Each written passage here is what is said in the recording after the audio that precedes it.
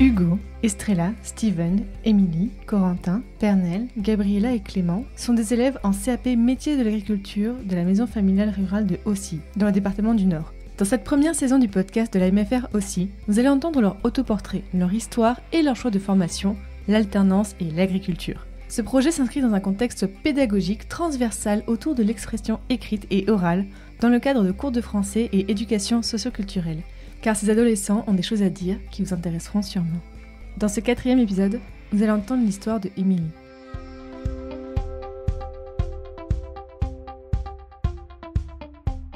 Je m'appelle Émilie Vivet, je suis à Try-Saint-Léger, c'est pas très loin de Valenciennes, et j'ai 16 ans.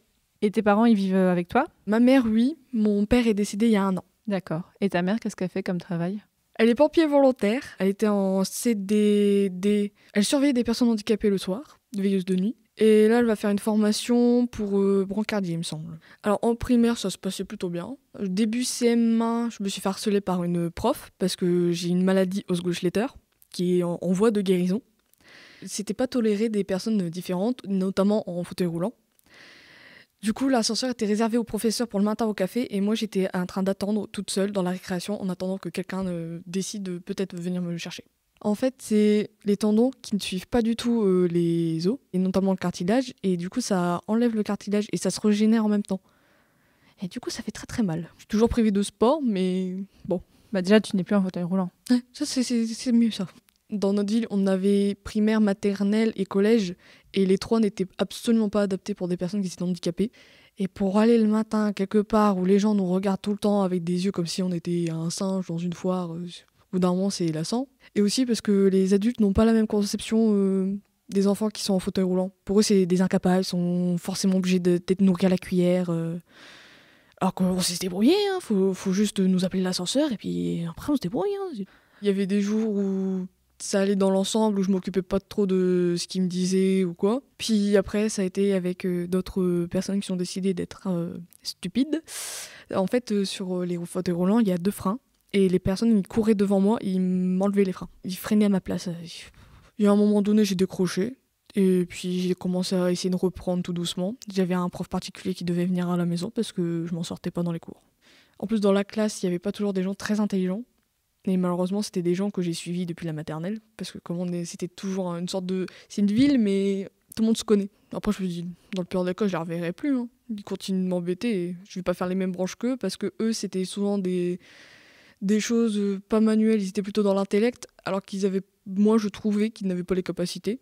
Et quand moi, je disais que je voulais faire un métier physique, ils disaient « Oui, mais avec tes problèmes de santé, tu n'y arriveras jamais. » J'adore les animaux, j'ai toujours eu un très très bon feeling avec les animaux. Du coup, je me suis dit, pourquoi pas aller dans cette branche. J'avais fait un début de CAP palefrenier-soigneur.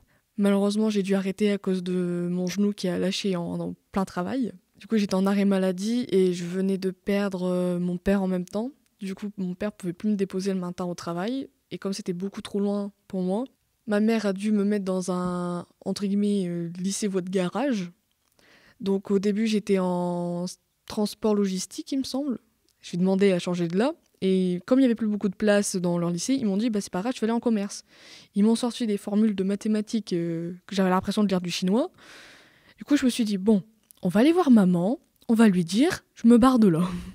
Du coup, j'ai réussi à convaincre ma mère de partir de là. Et de là, on a fait des recherches dans tout ce qui était agricole, tout ça. Car moi, dans mon futur, j'aimerais faire une ferme agricole et surtout pédagogique.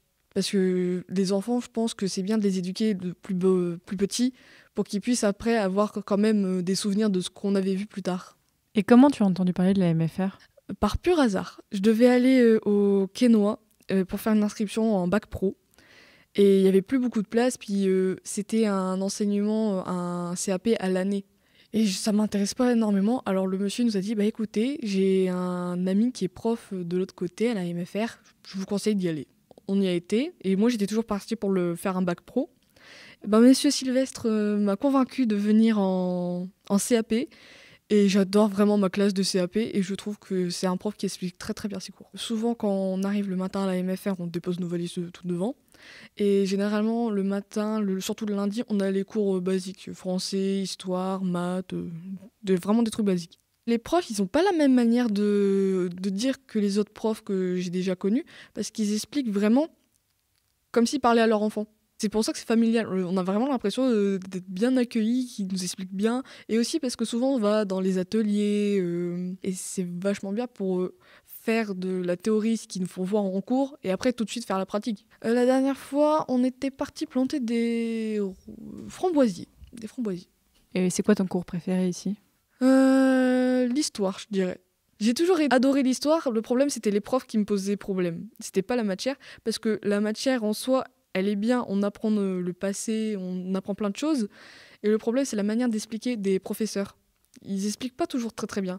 Que Monsieur Duet, lui, sa manière d'expliquer, on voit qu'il est passionné par ce qu'il fait. Puis il nous incite énormément à participer au cours. Et je trouve ça vraiment génial. Alors, je suis chez une agricultrice qui essaye de passer en bio. Et sa ferme, elle l'a démarrée il y a 3 ans, il me semble. Et c'est vraiment très très petit. C'est pas les grandes fermes qu'on imagine avec 3000 vaches, 3000 poulets. Bah, c'est des chiffres au hasard. Hein, mais... Dans les vaches laitières, on doit en avoir 6, plus une qu'on est en train d'essayer de la traire en ce moment. Elle vient de nous faire un veau et elle est assez compliquée. Elle a un très fichu caractère, elle, par contre. Le matin, généralement, je m'occupe des animaux, donc à leurs soins, nourriture, paillage, ces choses-là. Sinon, l'après-midi, ça dépend si elle a besoin de moi pour la fromagerie ou si elle a besoin de moi pour l'extérieur. Mais généralement, je suis plus en extérieur. J'ai trouvé ça génial parce qu'elle était jeune avant moi. Du coup, elle comprenait ce que je lui disais, elle m'écoutait, quoi. Et malheureusement, avant ça, normalement, on devait avoir 2 maîtres de stage. Et moi, je me suis fait virer de mon premier maître de stage. Malheureusement, à cause de ma maladie, il a trouvé que je faisais un travail lent. Et il m'a dit qu'il ne me voyait pas dans ce monde-là. Il fallait que je change de métier. Et du coup, toi, maintenant, là où tu es, elle s'est adaptée à ta maladie et tu peux donc travailler à ton rythme ? Elle ne demande pas de rythme particulier parce qu'elle aussi, elle a des problèmes de santé et elle comprend parfaitement ce que je dis quand le matin j'arrive, que je suis en train de boiter, mais que je fais quand même mon travail. Que lui, de l'autre côté, c'était plutôt une sorte de boulet que j'étais. C'était pas vraiment autre chose. Et le fait que tu sois une femme, est-ce que ça changeait quelque chose aussi ? Oui, parce qu'il parlait souvent à son père, à ses enfants, et il me mettait toujours de côté. Et il se rappelait jamais de mon prénom, ou très peu. Pareil pour son père. Et quand il partait l'après-midi, il disait jamais où il allait. Du coup, moi, j'avais pas de travail à faire l'après-midi. Je savais pas quoi faire. Je n'aime pas vraiment le Nord. Pourtant, je suis d'ici, mais je n'aime pas le Nord.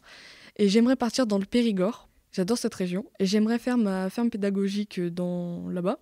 Et j'ai notamment mon amie Pernelle qui est dans ma classe, que j'aimerais bien, parce qu'elle me parle souvent de sa ferme pédagogique. Je lui dis, on ferait peut-être pas notre société ensemble par hasard. Du coup, c'est vrai qu'elle commence à y réfléchir et que ça la tente bien. Dans la classe, on n'est que 3 filles sur 15 élèves, il me semble. Il me semble qu'on est 15. J'aime pas forcément ça. Ils prennent beaucoup de garçons parce que selon eux, ils ont plus de muscles, alors que dans ce que j'entends, apparemment les filles, on travaille mieux que les garçons. Parce que les garçons sont plus brutales, sont moins compréhensifs, que nous, on réfléchit un peu plus, entre guillemets. On n'a pas la même vision qu'eux. Et du coup, quand moi, j'ai voulu voir Stéphanie, Mademoiselle Lyon, quand j'étais en stage chez elle, elle n'avait pas encore pris de garçon, mais par ce qu'elle entendait dire, c'était pas toujours top. Je trouve que c'est bien de nous apprendre à nous former au travail, parce qu'au lycée, on n'a pas la même manière. On est toujours assis sur une chaise à écouter un prof, et quand on se retrouve devant le vrai travail, il y a comme une sorte de trou noir qui se passe dans notre tête. On nous dit, on ne nous a pas vraiment préparé à ça, je comprends pas. Que nous, on est habitués, on le fait presque tous les jours. Donc ça nous apprend à aller plus tard faire notre entreprise ou travailler pour quelqu'un. Qu'est-ce que tu dirais pour convaincre quelqu'un de venir à la MFR ? C'est familial, très familial, et ça ne ressemble en rien aux cours qu'on s'attend d'avoir. Et qu'on rigole bien aussi.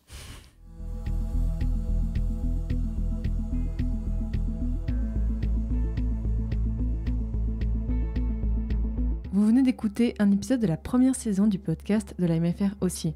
Découvrez les autres portraits d'élèves sur le site de la MFR aussi. Le lien sera dans la description de cet épisode.